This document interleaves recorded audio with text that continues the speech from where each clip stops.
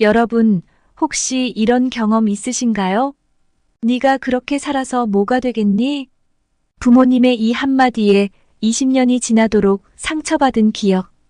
또는 내가 널 위해서 하는 말이야라며 던진 친구의 조언이 우정에 금이 가게 만든 순간.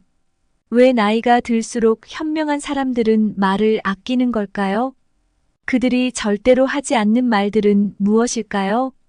여기 충격적인 연구 결과가 있습니다. 우리가 나누는 대화에서 실제 말이 미치는 영향력은 고작 20%에 불과하다고 합니다. 그런데도 우리는 왜 필요 이상의 말을 하고 후회하고 또 상처받을까요? 오늘은 특별히 똑똑한 사람이 나이 들수록 절대 입 밖에 내지 않는 10가지 말을 공개합니다.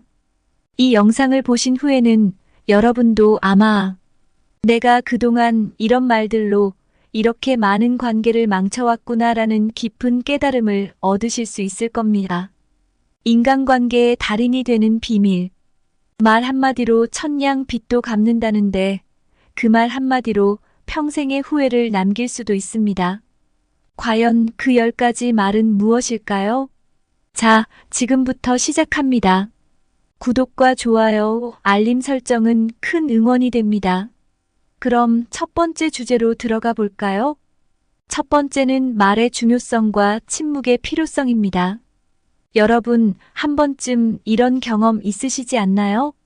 순간의 감정에 휘말려 내뱉은 말 한마디가 소중한 관계를 서서히 멀어지게 만들었던 경험 말이에요. 그래서일까요? 나이가 들수록 우리는 말을 아끼고 때로는 침묵하는 것이 더 큰 힘을 발휘한다는 것을 깨닫게 됩니다. 혹시 우리가 하는 말의 95%는 자신에게 돌아온다라는 말을 들어보신 적 있나요? 이 통계는 단지 은유적인 표현이 아니라 실제로 많은 연구에서 나타나는 결과입니다. 말을 내뱉는 순간 파장이 일어나고 이로 인해 상황과 관계에 어떤 영향을 미칠지는 예측하기 어렵죠. 특히 가족이나 친한 사이에서 무심코 내뱉은 말이 의외의 오해를 불러일으켜 관계를 악화시킬 수 있다는 것을 우리는 경험을 통해 알고 있습니다. 이런 맥락에서 침묵은 말의 무게를 줄이고 갈등을 피하며 평온함을 유지하는 강력한 도구가 됩니다. 그렇다고 침묵만을 고수하라는 뜻은 아닙니다. 침묵은 오히려 순간의 감정을 조절하고 자신의 진심을 차분하게 전달할 기회를 제공해 줍니다. 예를 들어 격해진 대화 중에 침묵을 선택하면 상대방이 오히려 나의 생각을 궁금해하고 대화가 부드럽게 이어질 가능성이 큽니다. 말을 아끼고 필요한 순간에만 말하는 것은 상대방에게 신뢰를 형성하며 나 역시도 내 감정을 깊이 되돌아볼 수 있는 기회를 제공합니다. 이런 이유로 말의 힘을 알고 침묵의 중요성을 깨닫는 것이야말로 진정한 성숙과 지혜를 보여주는 자세입니다. 다음 주제로 넘어가 어떤 말들이 나와 주변 사람들에게 긍정적인 영향을 주는지에 대해 알아보겠습니다. 두 번째는 상대방의 감정을 고려한 말하기입니다. 나이가 들수록 가까운 사람들과의 대화에서 무심코 던진 말 한마디가 상대방에게 큰 상처로 남는 경우를 종종 경험하게 됩니다. 사람은 누구나 자신의 생각과 감정을 존중받기를 원하고 자신이 있는 그대로 이해되기를 바랍니다. 그러나 때때로 우리는 대화 중에 자신의 의견을 앞세우거나 상대방의 이야기를 가로채면서 오히려 관계를 악화시키곤 합니다. 특히 가까운 친구나 가족일수록 그들의 약점이나 민감한 주제를 더 잘 알고 있기 때문에 이를 배려하는 태도가 필요합니다. 예를 들어 친구가 외모나 재정 상황에 콤플렉스를 가지고 있다는 사실을 알면서도 무심코 농담을 던지는 일이 있을 수 있습니다. 그런 말은 상대방의 자존감을 해칠 뿐 아니라 관계에 깊은 상처를 남길 수 있습니다. 반면 그동안 정말 힘들었겠네요처럼 상대방의 감정을 공감해주는 한마디는 상대방이 존중받고 있다고 느끼게 하며 신뢰와 친밀감을 형성하는 데 크게 기여합니다. 이처럼 상대방의 감정을 이해하고 공감하는 말은 단순히 예의 차원이 아니라 관계를 긍정적으로 이끄는 중요한 대화 기술입니다. 또한 상대방의 말을 끊지 않고 끝까지 듣는 경청의 태도는 매우 중요합니다. 사람은 자신의 이야기를 끝까지 들어주는 상대에게 호감을 느끼기 마련입니다. 대화에서 눈을 맞추거나 고개를 끄덕이는 등 작은 표현만으로도 상대방은 자신이 중요하게 여겨지고 있다는 느낌을 받을 수 있습니다. 이러한 작은 행동들은 대화의 분위기를 부드럽게 만들고 상대방이 나를 신뢰하게 되는 계기가 됩니다. 특히 감정이 고조된 순간에는 즉각적인 반응을 피하고 잠시 멈추고 생각해 보는 것이 지혜로운 대화 방법입니다. 예를 들어 상대방이 실수를 저질렀을 때 곧바로 비난하는 대신 누구나 그런 실수를 할 수 있어요 라고 말하는 태도는 상대방이 자신이 이해받고 있다는 느낌을 받게 하고 관계를 더 깊고 긍정적으로 발전시킵니다. 감정을 배려하며 말하는 것은 나와 상대방을 같은 편으로 만들어주고 대화 속 불필요한 갈등을 줄여줍니다. 다음 주제로 넘어가면서 말하기에서 감정을 배려하는 태도가 왜 중요한지 알아보겠습니다. 세 번째는 사생활 보호입니다. 친밀한 관계에서 무심코 나누는 사적인 이야기는 때로는 예상치 못한 결과를 초래할 수 있습니다. 사람은 누구나 자신만의 개인적인 이야기가 있지만 나이가 들수록 모든 사람에게 이를 공유할 필요는 없다는 지혜를 배워야 합니다. 가깝다고 생각했던 사람과 나눈 이야기가 의도치 않게 다른 사람들에게 퍼져 오해나 갈등을 일으키는 경우가 있습니다. 특히 직장이나 사회 모임 등에서는 사적인 이야기를 적절히 제한하는 것이 관계를 원활하게 유지하는 데 큰 도움이 됩니다. 사생활 보호는 단순히 비밀을 지키는 차원을 넘어 자신의 정보와 이미지를 지키는 중요한 전략입니다. 예를 들어 친구에게 털어놓은 사적인 고민이 다른 사람에게까지 퍼졌다면 그로 인한 후회는 생각보다 크기 마련입니다. 그리고 내가 통제하지 못하는 정보들이 잘못된 방식으로 해석되거나 오해로 변질될 가능성도 있죠. 따라서 사적인 이야기를 나눌 때는 특히 신중함을 기하는 것이 필요합니다. 사생활 보호는 대인관계에서 나에 대한 신뢰와 존중을 높이는 역할도 합니다.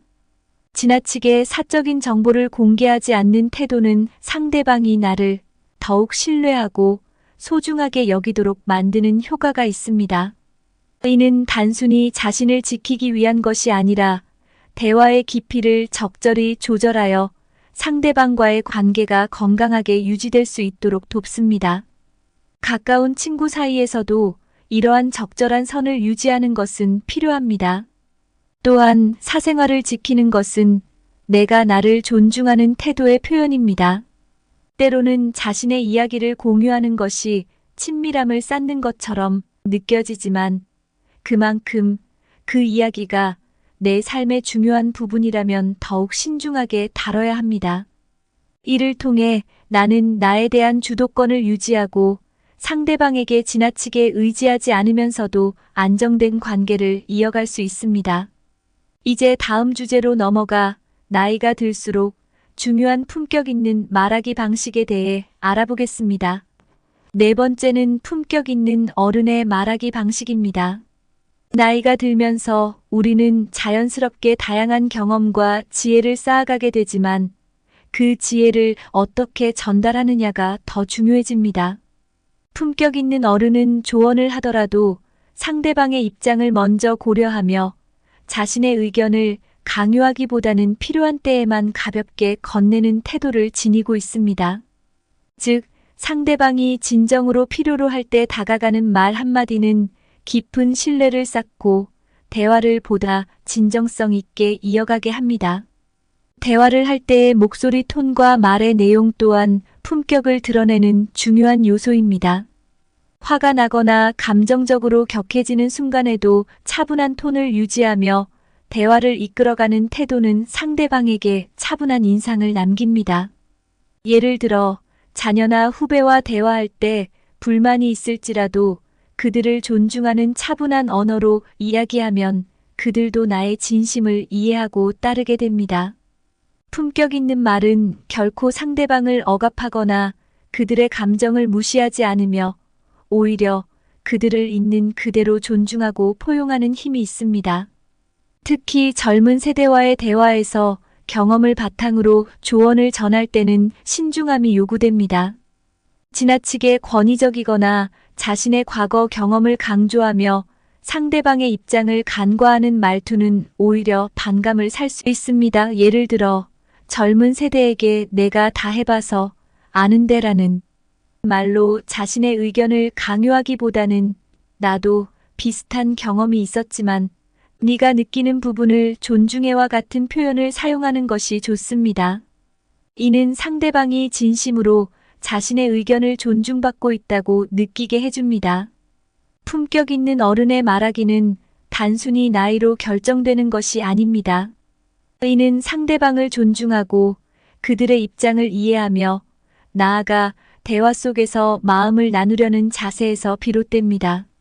대화를 통해 상대방이 나를 신뢰할 수 있는 어른으로 인식하게 되고 이로써 관계가 더욱 깊어질 수 있습니다. 이제 다음 주제로 넘어가서 나이가 들수록 자기 자랑과 과거 이야기 자제의 필요성에 대해 알아보겠습니다.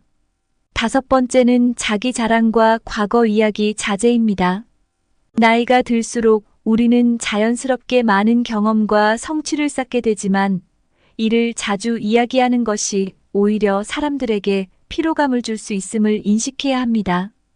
종종 우리의 성취와 과거의 경험을 이야기하는 것이 자랑으로 비칠 때가 많고 특히 젊은 세대에게는 오히려 반감을 사기도 합니다. 상대방에게 나의 성취와 과거 이야기를 이야기할 때는 그 내용이 단순한 자기 과시가 아니라 진정으로 상대방에게 도움이 될 수 있는지 아니면 불필요한 부담을 주지는 않을지 생각해 볼 필요가 있습니다. 자기 자랑은 종종 자신에 대한 자부심의 표현이지만 지나치게 강조되면 상대방이 불편함을 느낄 가능성이 큽니다. 예를 들어 한 모임에서 과거의 성공을 이야기하며 그 경험을 자주 반복해서 언급한다면 다른 사람들은 그것을 부담스럽게 느낄 수 있습니다. 특히 현재와 관련이 없거나 너무 오래된 과거의 이야기는 상대방이 왜 지금도 그런 자랑을 하고 있을까? 라는 의문을 품게 할 수도 있습니다. 지나치게 자랑하는 태도는 때로 현재에 만족하지 못하고 과거에 집착하는 듯한 인상을 줄 수 있으며 이는 오히려 본인의 신뢰도와 매력을 떨어뜨릴 수 있습니다. 과거 이야기를 자제하는 것은 단순히 타인을 배려하는 차원을 넘어 나 자신을 성찰하게 만드는 중요한 과정이기도 합니다.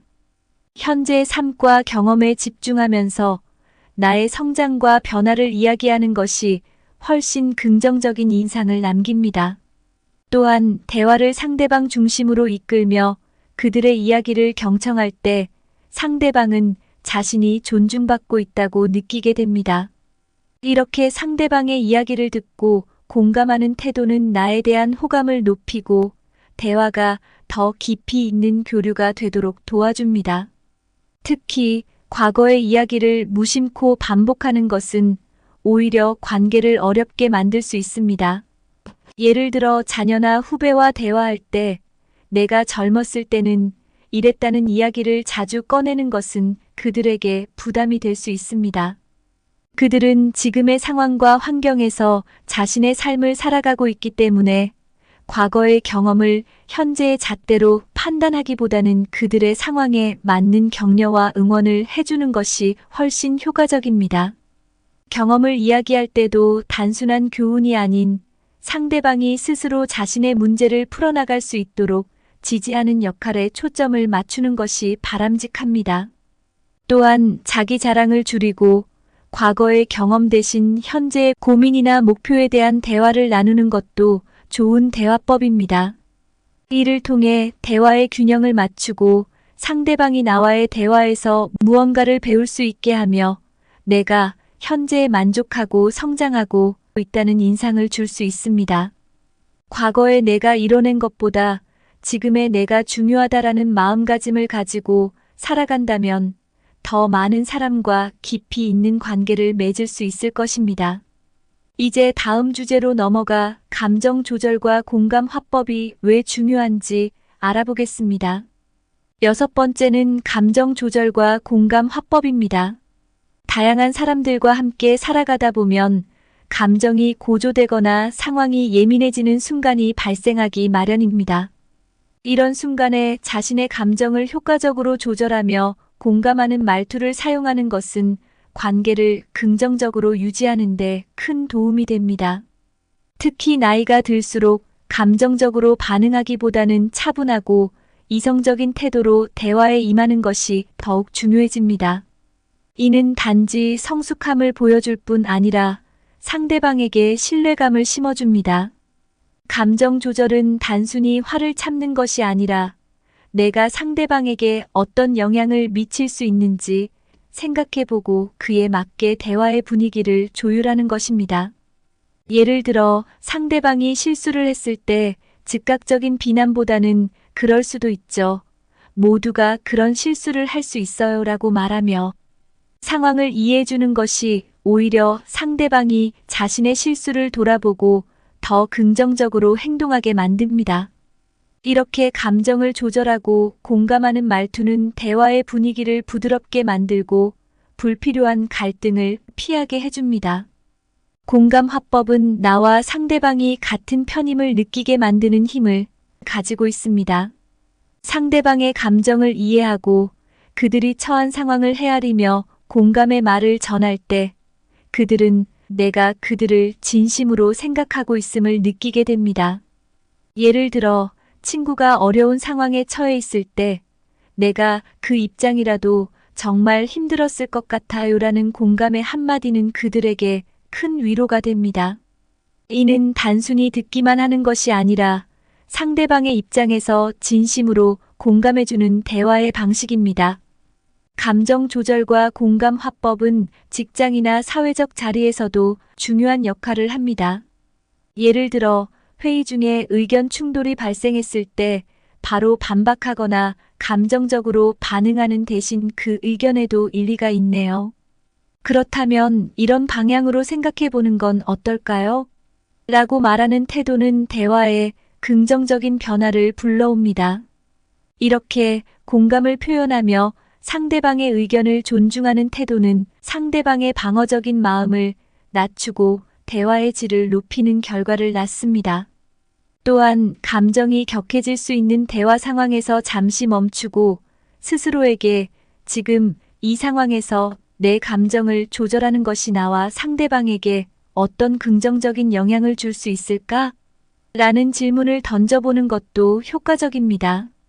감정적으로 격해질 때 즉각적인 반응 대신 잠시 여유를 가지며 상황을 이해하고 공감하는 자세를 가지면 오히려 더 깊이 있는 관계를 맺게 되고 상대방의 신뢰를 얻게 됩니다. 이제 다음 주제로 넘어가서 대화에서 불필요한 비교를 피하는 것의 중요성에 대해 알아보겠습니다. 7번째는 불필요한 비교를 피하는 것입니다.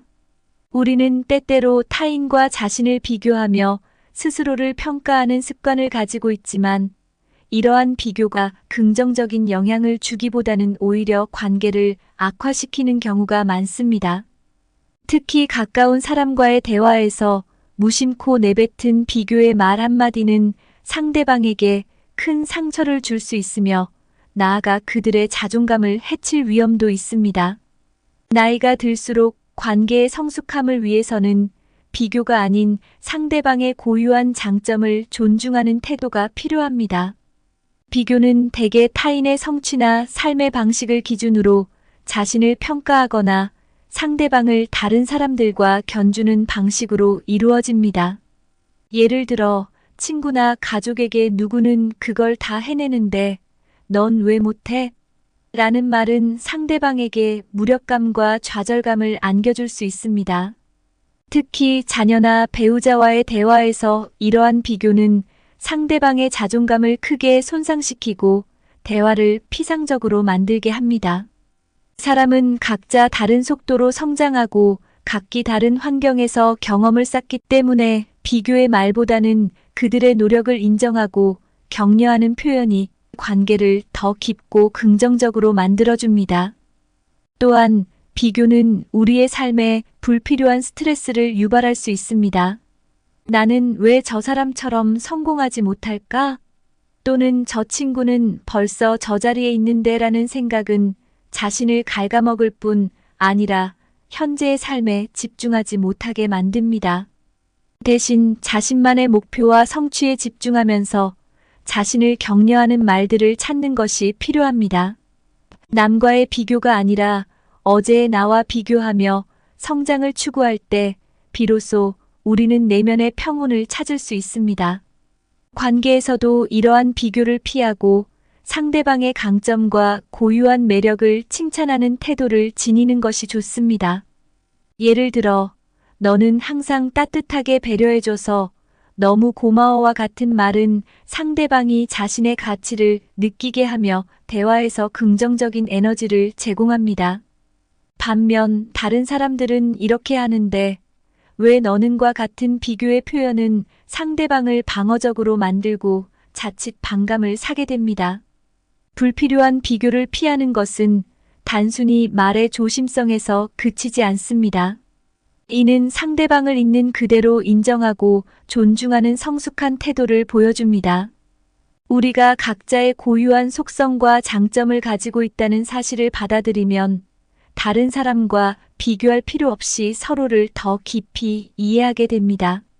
이러한 태도는 자신과 상대방 모두를 자유롭게 만들며 대화를 더 깊고 진정성 있게 이어가는 중요한 기초가 됩니다. 다음 주제로 넘어가서 가족에 대한 존중과 언급 자제의 중요성에 대해 알아보겠습니다. 8번째는 가족에 대한 존중과 언급 자제입니다. 가족은 누구에게나 소중한 존재이며 그들에 대한 이야기는 매우 개인적이기 때문에 신중하게 다뤄야 합니다. 때때로 가까운 사람과의 대화 중에 상대방의 가족을 언급하며 비판하거나 부정적인 평가를 내리는 경우가 있는데 이는 오히려 관계를 해치는 결과를 초래할 수 있습니다. 특히 가족은 각자가 살아온 경험과 환경에 따라 다양하게 구성되기 때문에 개인의 기준으로 판단하기보다는 그들의 가치를 존중하고 받아들이는 것이 필요합니다.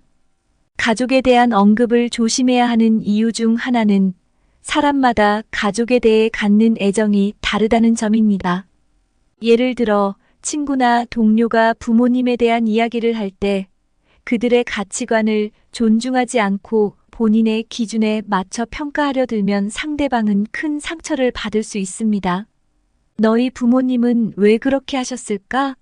와 같은 질문은 상대방에게 무시당하는 느낌을 줄 수 있으며 심지어 관계를 어렵게 만들 수 있습니다. 나이가 들수록 상대방의 가족을 있는 그대로 인정하고 존중해주는 태도가 성숙한 대인관계를 이루는데 큰 역할을 합니다.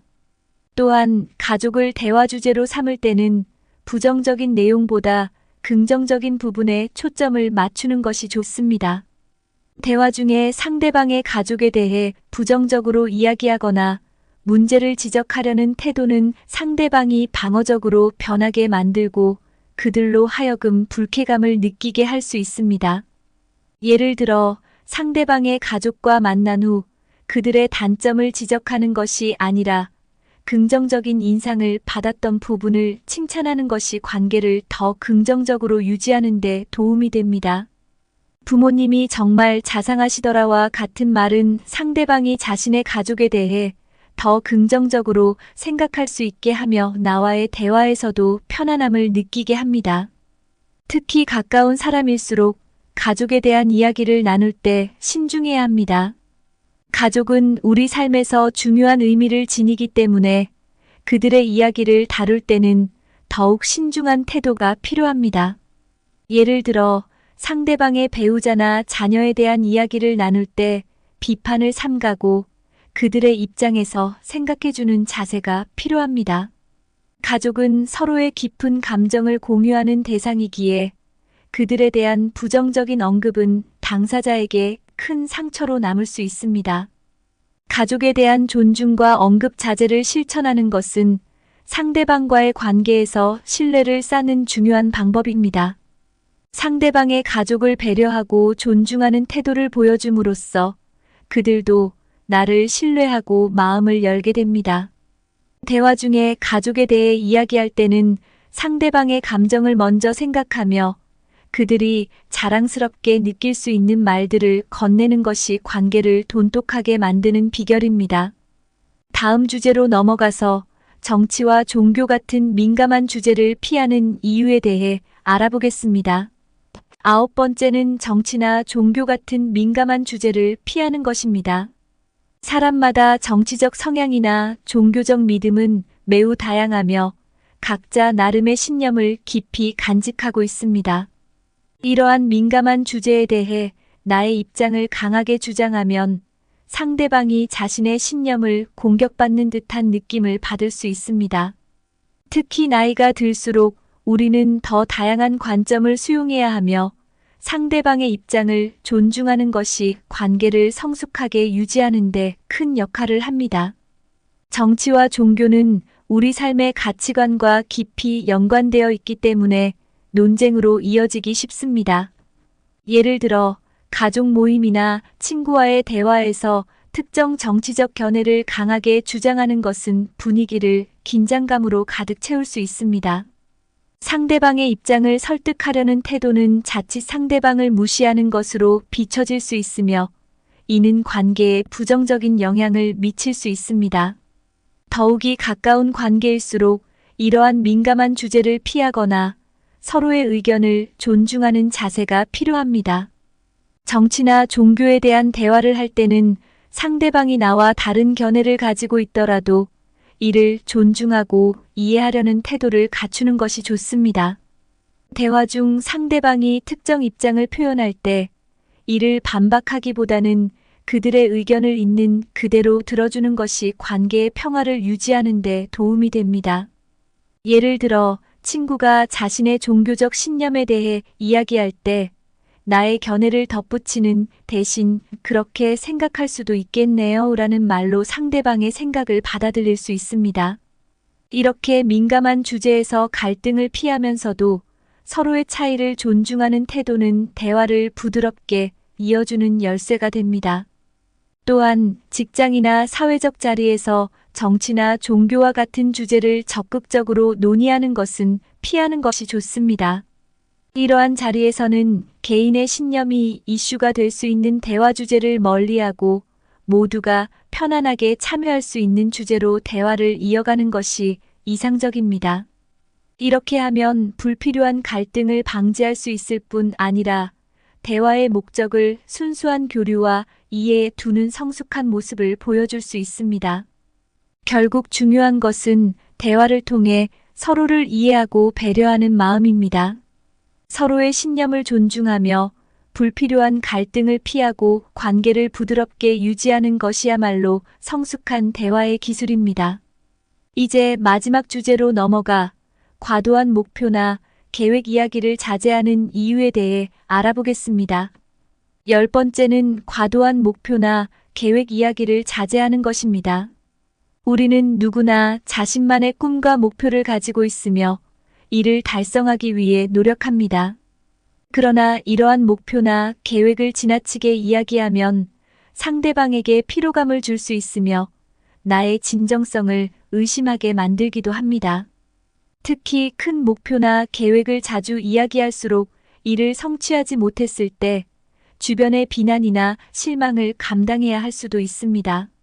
나이가 들수록 자신의 목표를 묵묵히 실천하고 결과로 보여주는 것이 더 큰 존경과 신뢰를 얻게 됩니다. 목표에 대해 이야기하는 것은 자신을 위한 동기부여가 될 수 있지만 이를 반복하면 오히려 다른 사람에게 부담이 될 수 있습니다. 내가 이런 목표를 세웠다거나 이런 큰 계획을 추진 중이다와 같은 말을 자주 하면 듣는 사람들은 나의 성취를 격려하기보다는 피로감을 느낄 가능성이 큽니다. 특히 실패했을 때는 나 자신에게 부끄러움과 실망감을 줄 수 있기 때문에 목표를 말하기보다는 조용히 노력하고 성취로 보여주는 것이 더 나은 방법입니다. 또한 목표나 계획에 대해 너무 자주 이야기하는 것은 때로 경쟁심을 유발하거나 다른 사람의 질투를 초래할 수 있습니다. 예를 들어 친구들 앞에서 지속적으로 자신의 큰 목표와 계획을 이야기하면 상대방은 자신과 비교하며 불편함을 느낄 수 있습니다.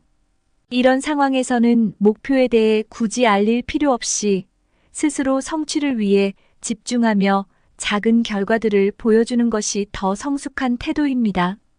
이렇게 하면 주변 사람들에게 긍정적인 영감을 줄 수 있을 뿐 아니라 그들도 나를 더욱 존중하게 됩니다. 목표에 대한 이야기를 줄이고 묵묵히 실천하는 것은 내 삶의 주도권을 지키는 것과도 연결됩니다. 목표가 있을 때는 그것을 이루기 위해 노력하는 과정이 무엇보다 중요합니다.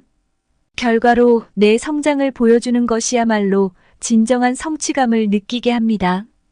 타인의 시선을 의식하기보다는 내 자신을 위한 동기부여로 목표를 유지하면서 차분히 달성해 나가면 좋습니다. 결론적으로 나이가 들수록 말은 적게 하고 행동으로 보여주는 태도가 진정한 성숙함과 자신감을 나타냅니다. 이번 영상에서 함께한 10가지 지혜를 통해 우리 모두가 더 깊이 있는 인간관계를 만들어갈 수 있기를 바랍니다. 오늘 함께 살펴본 10가지 말의 지혜는 단순히 나이를 먹어가면서 자연스럽게 깨닫게 되는 교훈일 뿐만 아니라 우리 삶에 실질적인 변화를 가져올 수 있는 중요한 덕목들입니다. 나이가 들수록 말의 무게를 깨닫고 그에 따라 말을 아끼며 타인을 존중하는 태도는 주변 사람들과의 관계를 더 깊고 의미 있게 만들어줍니다. 말을 줄이고 신중하게 함으로써 우리는 내면의 평온을 유지하고 불필요한 갈등을 피할 수 있습니다. 또한 이러한 지혜로운 말하기 방식은 상대방에게 신뢰를 쌓고 서로의 마음을 더 깊이 이해하게 해줍니다. 이제 여러분도 이 10가지 지혜를 일상에서 실천해 보시길 바랍니다. 스스로의 내면을 돌아보며 어떤 말이 나에게 이롭고 어떤 말이 주변에 더 좋은 영향을 미칠지 고민해 보세요. 때로는 침묵이 더 큰 힘을 발휘하고 나의 감정을 조절하며 상대방의 이야기를 경청하는 것이 우리 삶에 큰 변화를 가져올 수 있습니다. 영상을 끝까지 시청해 주셔서 감사드리며 이 내용이 여러분의 삶에 도움이 되길 바랍니다. 구독과 좋아요, 그리고 알림 설정을 통해 앞으로도 지혜로운 삶의 교훈을 함께 나누어요. 다음 영상에서 다시 뵙겠습니다. 감사합니다.